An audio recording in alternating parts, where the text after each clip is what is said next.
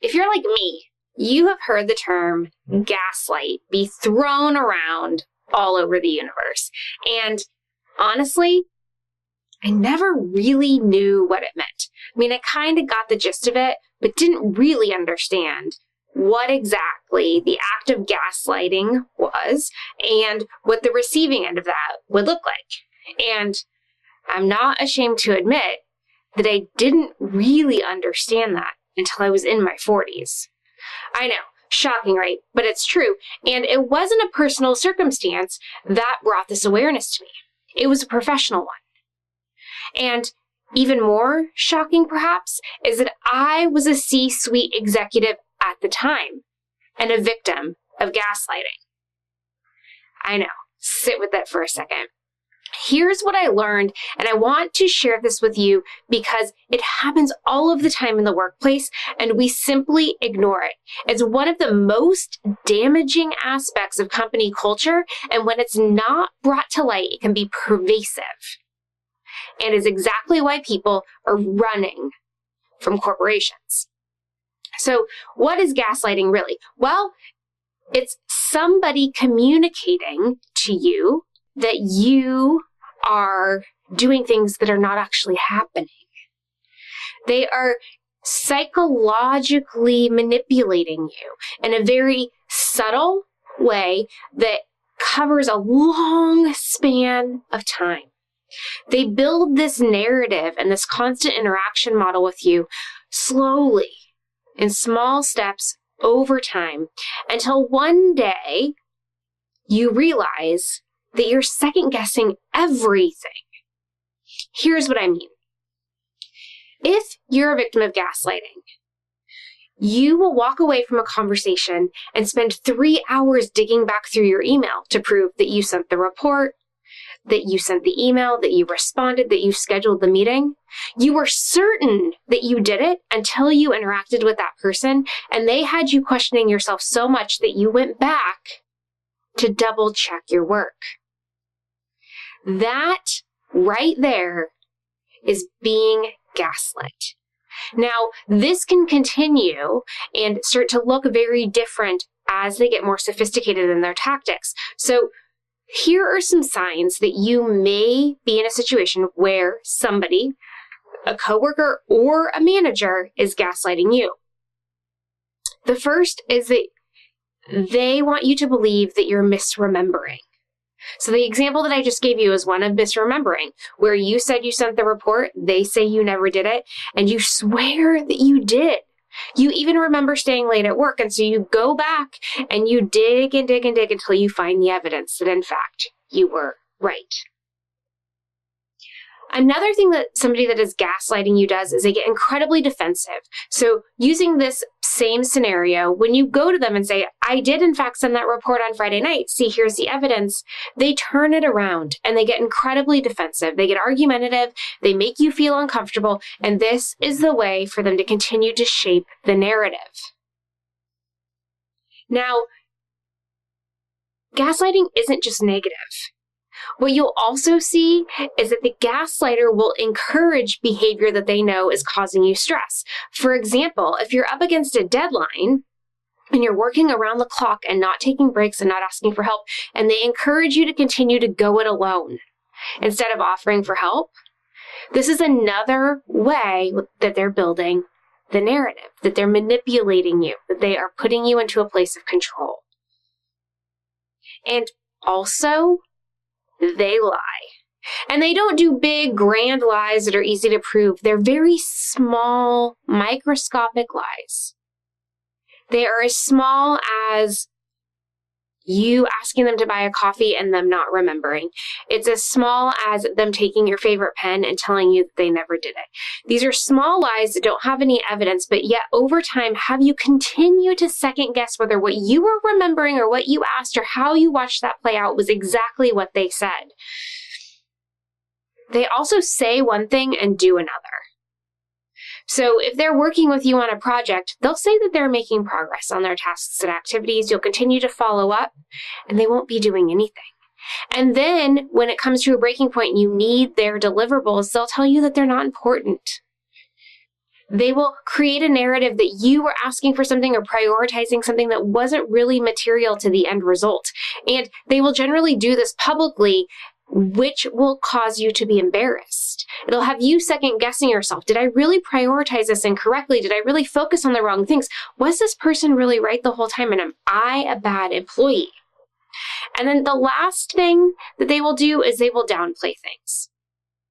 They will look at a problem and make it seem like it's less important, while behind your back, they're telling others how much of a colossal mess up it was. So to your face, they're downplaying the circumstance, and behind you, they're exaggerating it. Now, all of this, as I said, happens slowly and over time, and it creates within you a lack of confidence. You second guess yourself. You believe that you are the one that's flawed, that you're not doing a good job, and you are spending countless hours double checking your work, checking facts, digging up emails, and this is isolating you. Because as you feel that you are under attack, as you start to second guess yourself, you close in. Because it's human nature to not present our weaknesses. So you're not sharing with colleagues how you're feeling. And as this is happening, it's difficult to prove and more difficult to articulate, especially if this person is beloved or a senior leader of the organization. And the isolation is key to allowing the gaslighting to continue. The psychological manipulation feeds off of the fact that you are alone and you don't have any outside input to point out what's going on. This was exactly the case for me, and it wasn't until a colleague who watched an interaction play out called me after and said, she's gaslighting you. And I laughed and said, I don't know what you're talking about. She's not gaslighting me. It's just a misunderstanding. And then after we got off the call, I sat there and yes, I went to Google and I looked it up. And lo and behold, the definition of gaslighting was what was happening to me for months. And that's the first step in resolving the gaslighting situation. It's to confirm that it's happening. For me, it was an external validation that what was occurring was wrong. For you, you may not have that external validation, so you're going to have to do a little bit of research. And this comes in the form of the second step, which is documentation.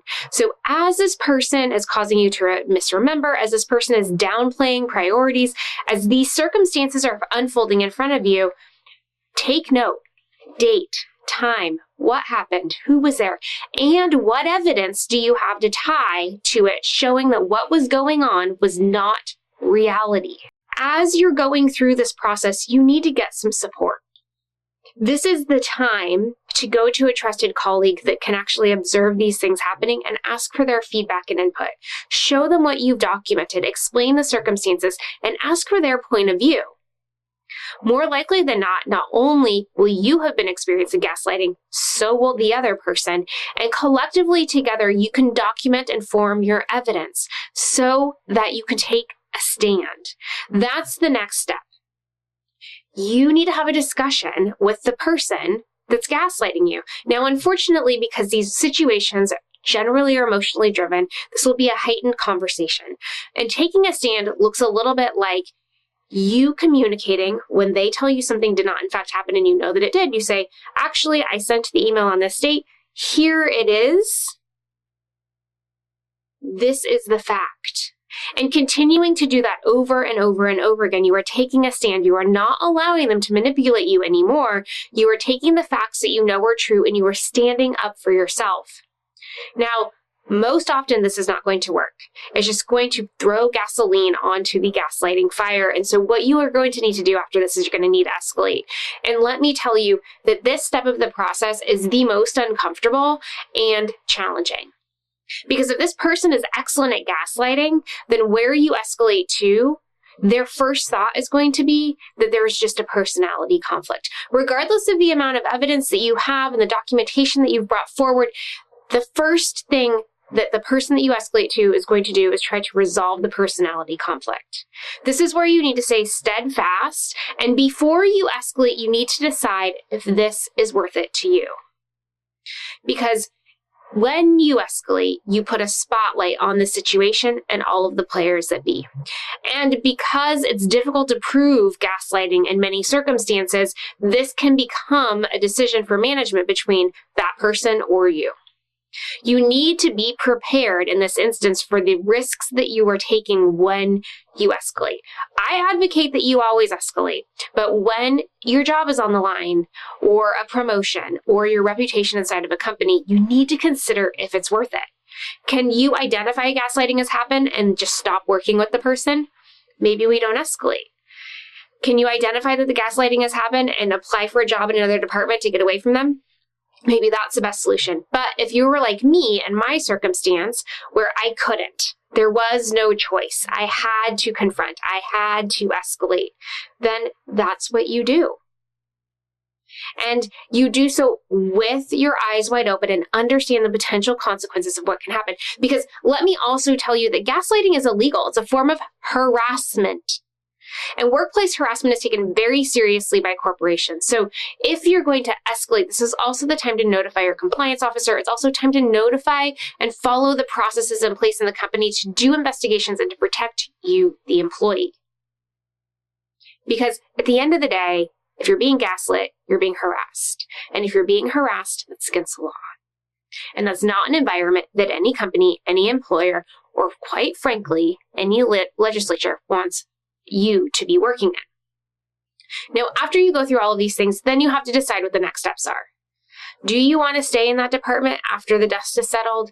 Do you want to go find a new job? Do you want to just put your head down and work?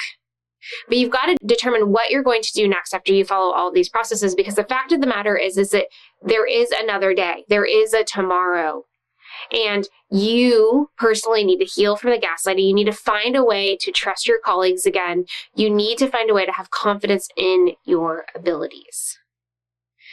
If you are in a situation where you believe that you're being gaslit, talk to other people. Share what's happening. An outside perspective is going to help you get clarity on if there really is a problem and you need to follow these steps to resolve it. Good luck, friends.